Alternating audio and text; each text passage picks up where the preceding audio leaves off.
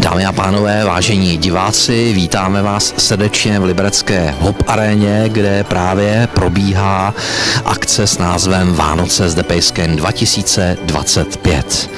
Jsou tady matky samoživitelky, jsou tady děti, které mají vykouslený úsměv na rtech a to je dobře, protože se jim tady líbí a my si to s nimi užíváme.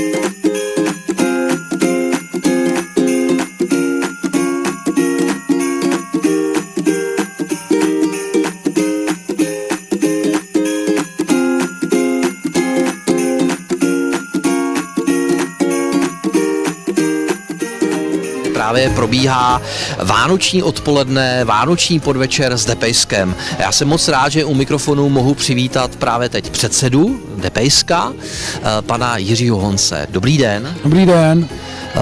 Jiří, jak vnímáte dnešní akci a vlastně kolikátá je, dá-li se to říci? Tady ta akce je po druhý, děláme to jakoby druhý ročník. Udělali jsme to v Hop aréně, protože to je trošku netradiční místo, aby se trošku děti vyřádily. Proto jsme se rozhodli tady to uspořádat, plus to vlastně to bubly show a malování na obličej pro děcka a pak vlastně přijde to hlavní gro, který jsme si vymysleli, to znamená večeře a pak dárečky a to máme všichni rádi.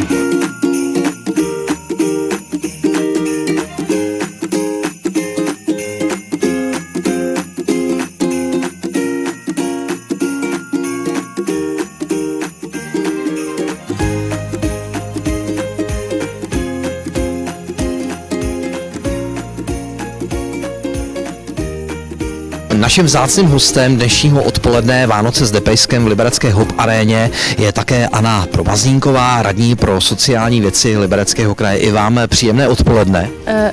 Vám též. Paní radní, jak vnímáte dnešní akci Vánoce s Depejskem 2025? Jak si to tady užíváte?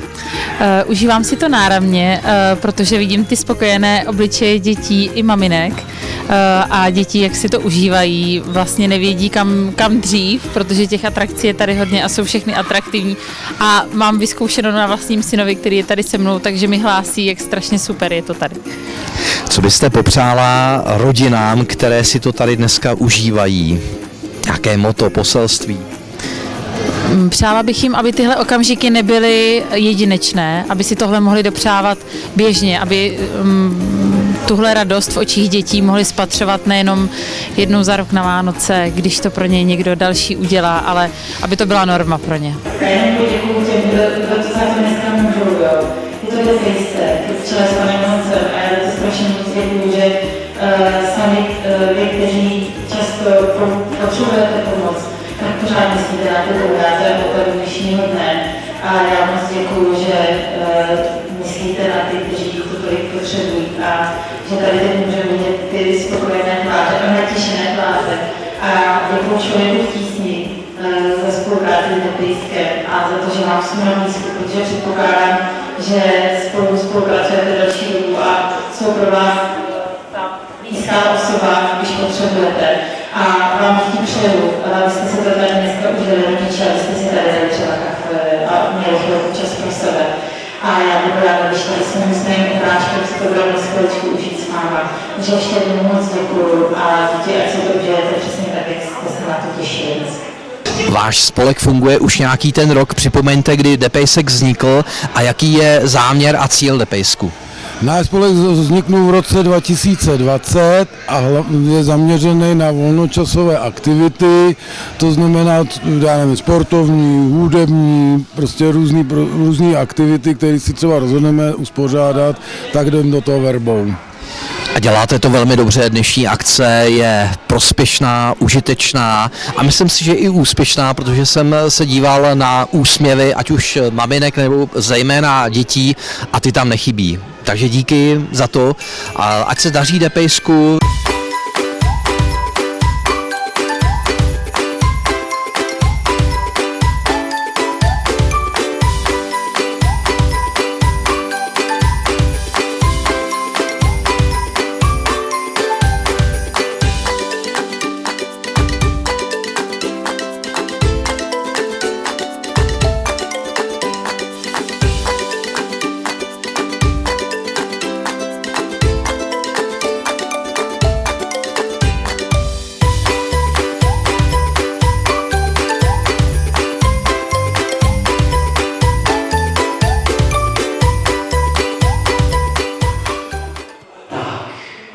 Už něco málo znělo.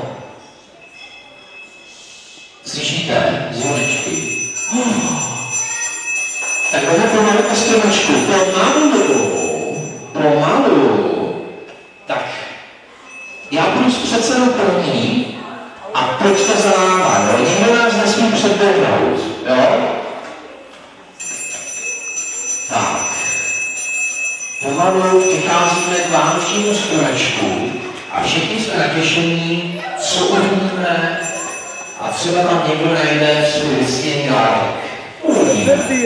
Nepředbíhat. Tak, krásně, děti jste poslušné, dělám to. A my přicházíme k rozhlednému vánočnímu stromku.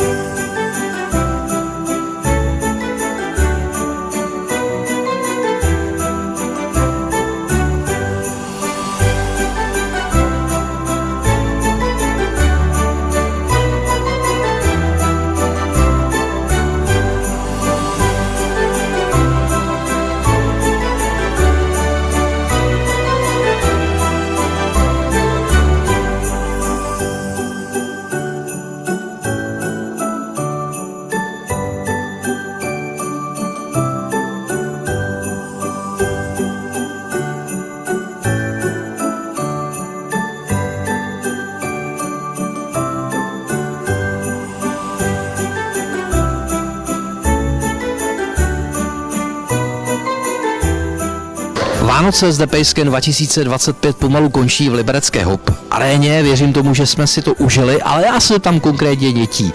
Tak já jsem si tady dvě odchytil, tak nejdříve se zeptám, jak se jmenují. Dobrý večer. Dobrý večer, jmenuji se Nastia. A Večer, Michal. tak Nasti, jak jsi to tady užila, jaký to tady bylo? Bylo to nádherný, nikdy jsem to nezažila za život. Děkuji. A co se ti tady nejvíc líbilo? Dárky. Co jsi dostala? Sluchátka. Potěšili? Jasně. Super, super, to slyšíme rádi. Tak ještě se zeptám tebe, jak se ti to tady líbilo, jaký to tady bylo dneska? Taky to bylo docela zábavný, fakt se mi to líbilo, hlavně se mi líbily dárky a taky jako takový skákací ještě jsem to nikdy nezažil, jako takový akce na trampolínách, moc se mi to líbilo, děkuju. Já jsem rád, že jsem mohl oslovit i jednu z maminek dnešního vlastně podvečera už Vánoce s Depejskem 2025. Vaše křestní jméno? Markéta. Markéto, vy jste přijela z Frýdlantska. Ano. Kolik máte dětí? 4. 4. A jak to tady hodnotíte? Jak se vám to líbilo? Moc se mi to tady líbí, děkujeme. My taky děkujeme. A děti si to užili? Ano, užívají, furt užívají. Co dostali pod stromečkem? Co jste si přáli? No, děti si přáli auto na ovládání, panenku, kočárek a ty větší oblečení. Tak šťastnou cestu domů a hezký Vánoce. Vám taky děkuji. Další maminka s dětmi, která navštívila dnešní akci Vánoce s Depejskem, se jmenuje Anna. Ani, jak jste si to užila s dětmi? Bylo to krásný, určitě krásný odpoledne. Co se vám tady nejvíce líbilo? No, děti si to hlavně užili pořádně a bylo to fajn. Bublinková show? Bublinková show, kamarády tady našli, super. To je velmi podstatný, kamarády tady našli, paráda. A co děti dostali pod stromečkem, co si přáli? Kluk si přál Spidermana, tak dostal Spidermana a holka panenku s kočárkem. Tak hezký Vánoce, užijte si to. Vám taky děkujem. Děkujem. Já bych chtěl ještě strašně poděkovat všem našim partnerům, bez nich bychom se nehli. Pak bych chtěl poděkovat mým lidem jako za Depejska, který myslím samozřejmě zrealizační tým, který mi s tím pomáhají, plus Hop Arena, tu bych chtěl taky vyzvihnout a jejich realizační tým, bez nich bychom se taky to nezvládli. Takže strašně všem moc děkuju za krásnou spoluúčast a spolupořadatelství. Jakub Steklý, vedoucí liberecké Hop Arény vedle mě. Jsem rád, že jsme mohli sdílet vaše prostory. Bylo to tady za mě naprosto úžasný, geniální. Jak to hodnotíte vy z vaší pozice? Hodnotím to samozřejmě pozitivně, jsme rád, že se tady takováhle akce mohla uskutečnit, za to samozřejmě děkuji našemu vedení, že to umožnilo, nicméně myslím si, že je to správný udělat něco takového, pokud je to v našich možnostech, takže jak jsem říkal, jsem za to moc rád, za mě se to povedlo opravdu skvěle, děti byly nadšený, takže nic se nestalo, což je taky důležitý samozřejmě. Tak ještě jednou díky liberecké Hop Aréně. Rádo se stalo. Hezké Vánoce. Vám taky. Přání, očekávání do roku 2026? Já bych si strašně přál, aby bylo všude mír, aby byl všude úsměv, hlavně žádný starosti, žádný nervy a hlavně, aby byli všichni tak nějak zdraví a aby se všem dařilo jako nám.